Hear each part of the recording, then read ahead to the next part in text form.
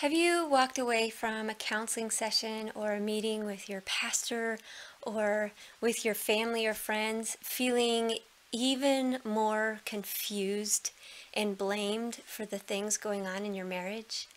Hi, I'm Sharmen from the Marriage Recovery Center, and I want to take just a few minutes to help you untangle the mess of secondary harm, the kind of harm that comes from seeking help and not getting it. I want to give you just a few things to look for to assess whether or not you're being harmed and how to heal from that, and some things to put into place to keep you from being put into that position. When you are wondering what is happening in your marriage and you go to someone else trying to untangle the mess and just find clarity, if they in turn take that as an opportunity to maybe initially show understanding, but lead you in such a way that you are still unsafe and in danger, that is what we call secondary harm. When you are really hurting and confused and you go seek help from someone, what you need in that moment is validation and clarity. When they in turn use that as an opportunity to invalidate your perspective and create further confusion by blaming you, by giving you ideas of more things you can do to try to fix what is broken, when none of it is really about saying, I hear you, let's figure out a way to get to safety and make room for you to be who God has designed, called, and purposed you to be. That's what you want to see happen when you go seek help. These are the things to watch for. Do you walk out of a meeting with them feeling invalidated and further confused? You went to them trying to get understanding and clarity. So if you walk away invalidated and further confused, that's kind of a red flag. If they initially seem to understand, but tell you to put into place things that keep you unsafe, that don't allow for good boundaries so that you can stay emotionally stable and sane and safe, if what they're asking you to do leads to further isolation, which is exactly what Satan wants, is you to be totally alone, no friends, nobody speaking real truth to you, but keeping you stuck and alone. So if their advice to you is leading to further isolation, it is not good. It is secondary harm.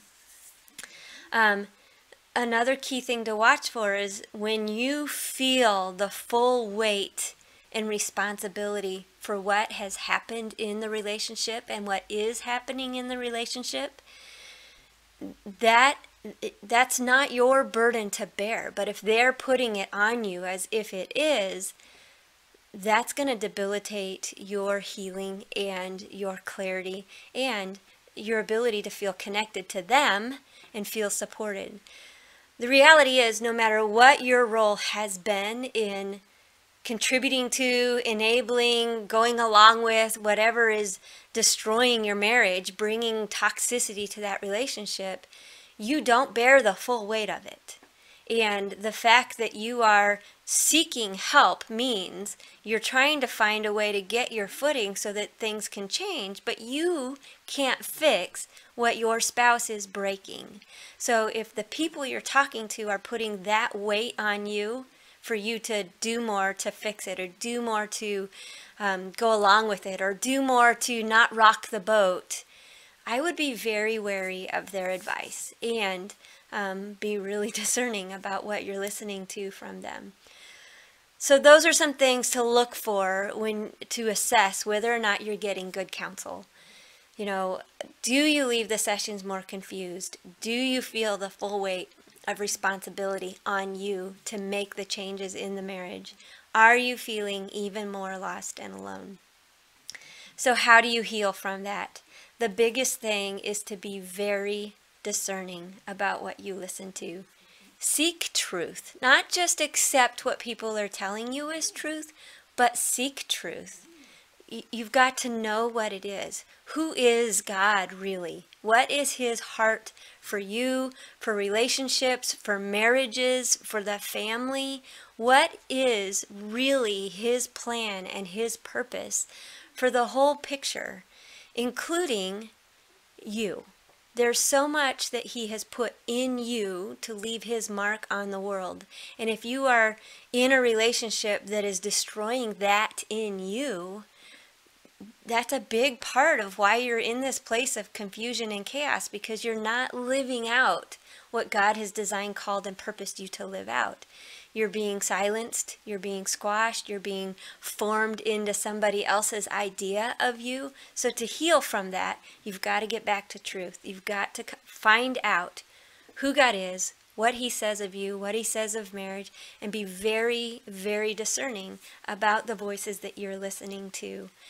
I would seek out people who will speak truth to you. People who, when they speak to you about who God is and his plans for your life and how he created people, it resonates with your heart and helps it come back to life. Seek out those people. It doesn't mean you have to totally detach from the other people. It just means be very discerning about what they're telling you, so that you're not taking on what is not true and letting that determine your next steps. You want to walk in truth. So healing looks like making sure you are seeking out just a few people who can speak truth over you, so that you can clear your head, find connection, and begin to step out of this place. And it also means being very intentional about your next steps. So you're being very discerning, but also very intentional.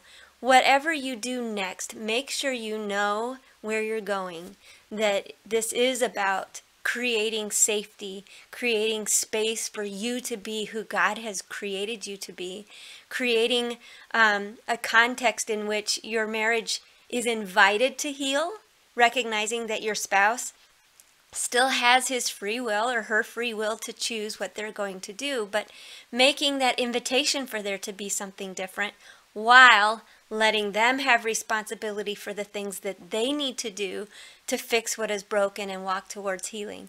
But be very intentional about every step you take.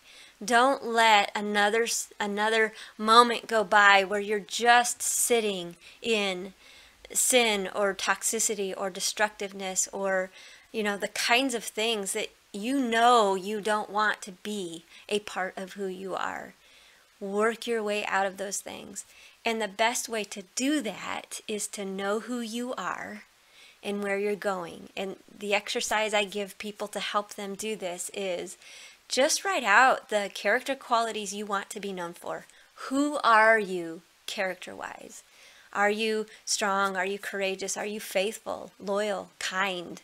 Whatever those qualities are, write them down, and that becomes the bullseye you're aiming for. Where every day, no matter what comes across your path, you're going to respond to it now in such a way that it keeps you moving towards that person. Being courageous, having integrity, authenticity, being a conduit of grace and mercy. Again, whatever those words are, it gives you that context. When you know who you are and where you're going, it makes it much easier to listen to what is not true. You don't get pulled off the path so easily. And it also helps you to be very intentional about the steps you take while you're inviting your spouse into a better relationship. That is also the key to avoiding getting sucked into these places where there is secondary harm. So the dynamic that happens is when you go to seek counsel from people, when you are super vulnerable, do not know who you are and where you're going, you don't know what truth is, and so it's really easy to take on what they're saying as truth, and that's what has created greater confusion. One of the byproducts of knowing who you are and where you're going is that you are much clearer about what is true, and you don't take on what they're saying as truth, and that in itself becomes a shield that helps protect you from their harm. So that's the best way not only to heal, but also to keep from getting stuck into that kind of situation again. that's just some, basic ideas of how to look at secondary harm, how to heal from it, how to kind of get your feet under you. I'm sure we will revisit this again, but in the meantime, if you want to talk about this in more depth, I would love to do some work with you. If you want more information about anything else we have going on at the Marriage Recovery Center, I invite you to come check out our website at marriagerecoverycenter.com. Thank you. Have a good day.